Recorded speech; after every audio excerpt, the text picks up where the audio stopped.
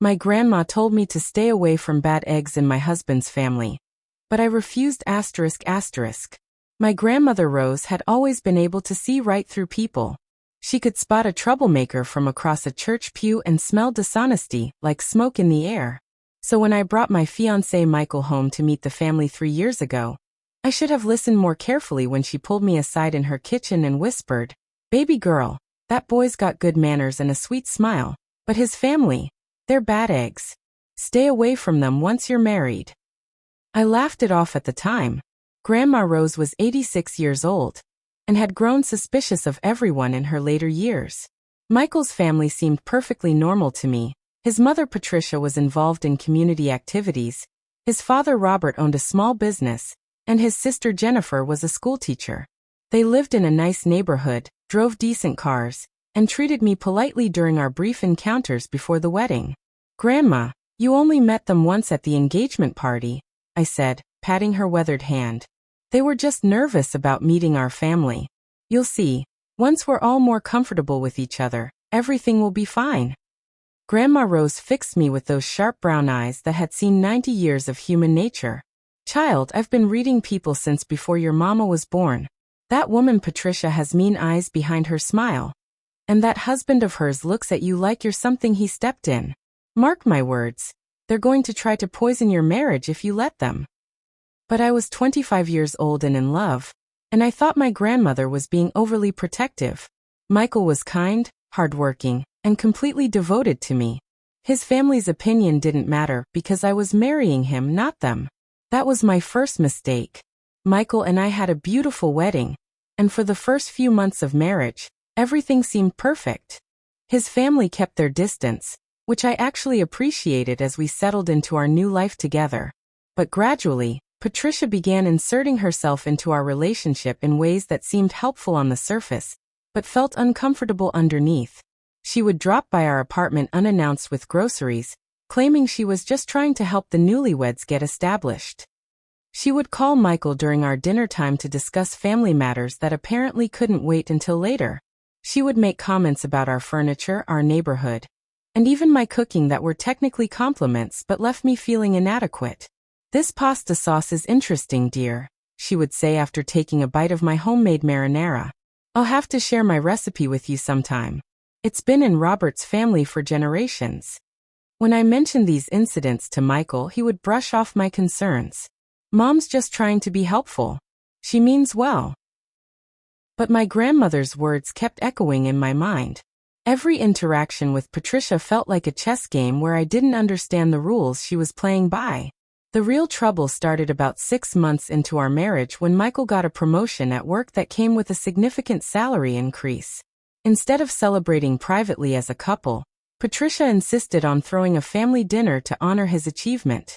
"It's so important for the whole family to celebrate together," she announced when she called to invite us. After all, Michael's success reflects well on all of us. During that dinner, I watched Patricia hold court at her dining room table, recounting stories of Michael's childhood accomplishments, as if she were personally responsible for his current success.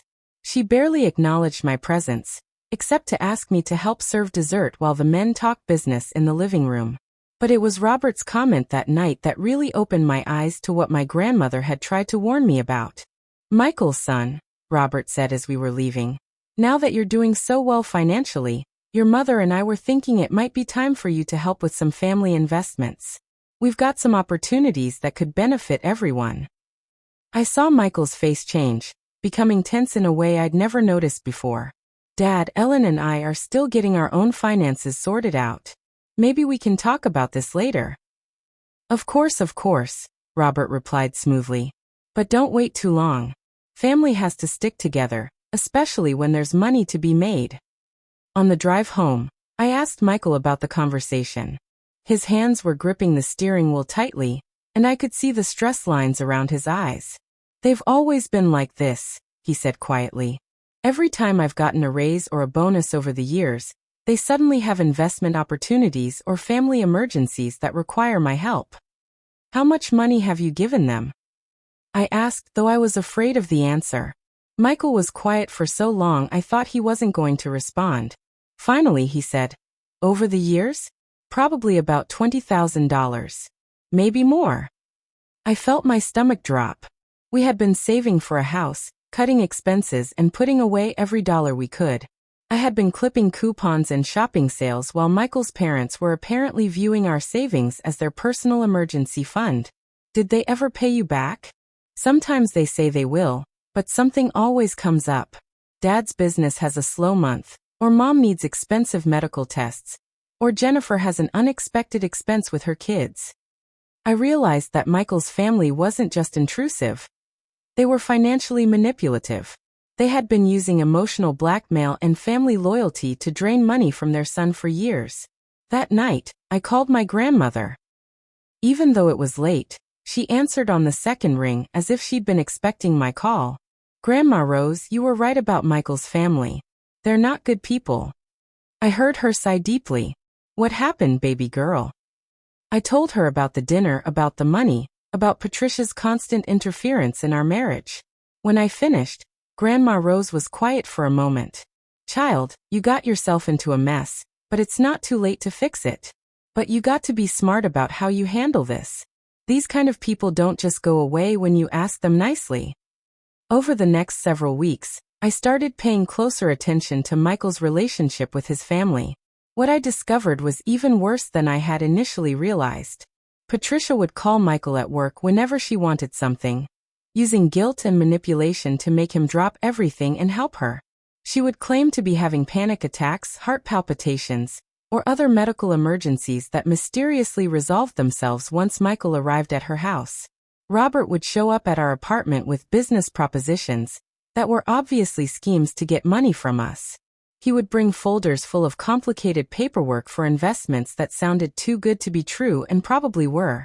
Jennifer would have her children call Michael Uncle Mike and ask him directly for money for school supplies, sports equipment, or other expenses that their mother should have been handling herself.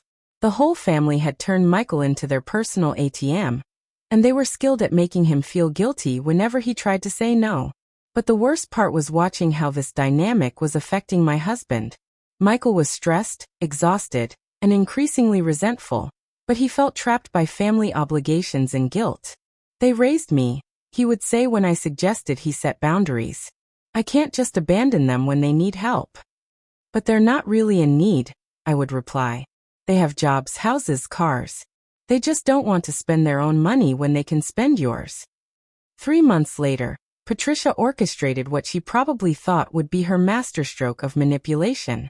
She called Michael at work, crying hysterically, claiming that Robert had been in a serious car accident and was in the hospital. Michael left work immediately and called me, panicked, asking me to meet him at the emergency room.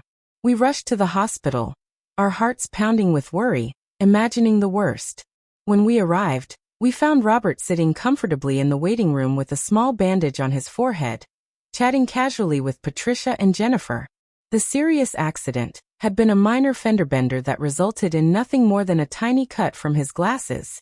But Patricia had used our panic and concern to gather the whole family together for what turned out to be an ambush. While we were relieved that Robert was okay, Patricia launched into a prepared speech about family loyalty and financial responsibilities.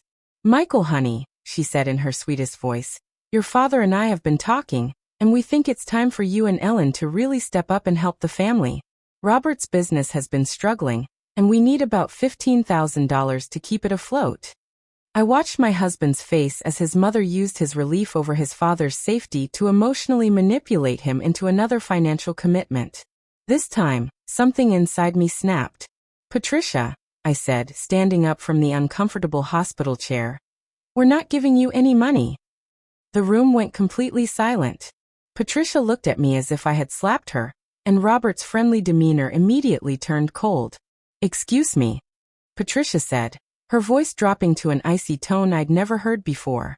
"You heard me.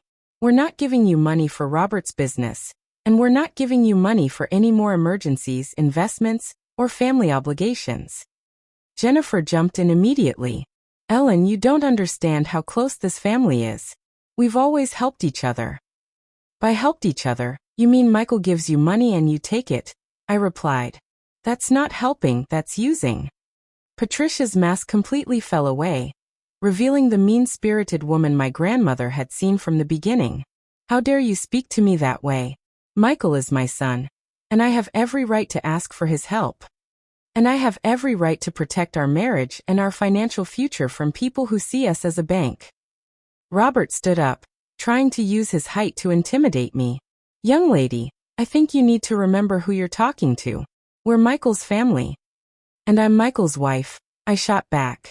"Which means our marriage and our household come first, not your manufactured emergencies and get-rich-quick schemes." Michael had been sitting silently through this confrontation, but finally he spoke up. "Mom, Dad, Ellen's right. I can't keep giving you money every time you ask. We're trying to build our own life together." The explosion that followed was unlike anything I had ever witnessed. Patricia began screaming about ungrateful children, and how she had sacrificed everything for Michael's success. Robert accused me of poisoning their son against his family. Jennifer cried about how we were abandoning the family when they needed us most. But for the first time in our relationship, Michael stood firm. "We're leaving," he said, taking my hand. "Ellen and I need some space from all of this." As we walked out of the hospital, Patricia shouted after us, "Don't come crawling back when you realize what you've thrown away." The next several months were difficult. Michael's family launched a campaign of guilt, manipulation, and emotional blackmail that was relentless. They would call at all hours, show up at our apartment unannounced, and even contact Michael's workplace to create emergencies that required his immediate attention. Patricia would leave voicemails crying about how heartbroken she was that her son had chosen money over family. Robert would send text messages about business opportunities that were supposedly time-sensitive. Jennifer would have her children call asking why Uncle Mike didn't love them anymore. But something had shifted in Michael during that hospital confrontation. He was finally seeing his family's behavior for what it really was: manipulation and emotional abuse designed to control him and extract money from us. "I can't believe I let them do this to me for so many years," he said one evening as we listened to yet another guilt-laden voicemail from his mother. "They never actually needed the money, they just wanted it."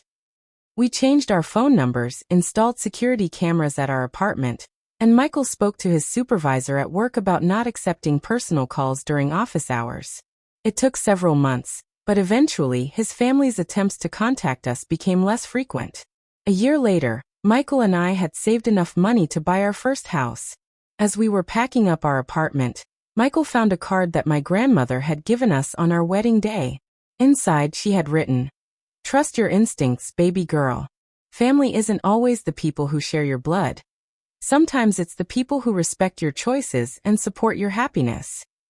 I called Grandma Rose to thank her for her wisdom, and to tell her how everything had turned out. "I'm proud of you for standing up for yourself and your marriage," she said in her gentle but firm voice. "Those people were never going to change, but you and Michael learned to protect yourselves from them." "I'm sorry I didn't listen to you sooner," I said. "Child, sometimes we have to learn lessons the hard way. The important thing is that you learned them at all." Michael's family has made a few attempts to reconnect over the years, usually around holidays or when they have new financial problems. But we've maintained our boundaries, and our marriage has grown stronger without their toxic influence. Last month, we celebrated our third wedding anniversary in our own home, surrounded by friends and family members who genuinely care about our happiness.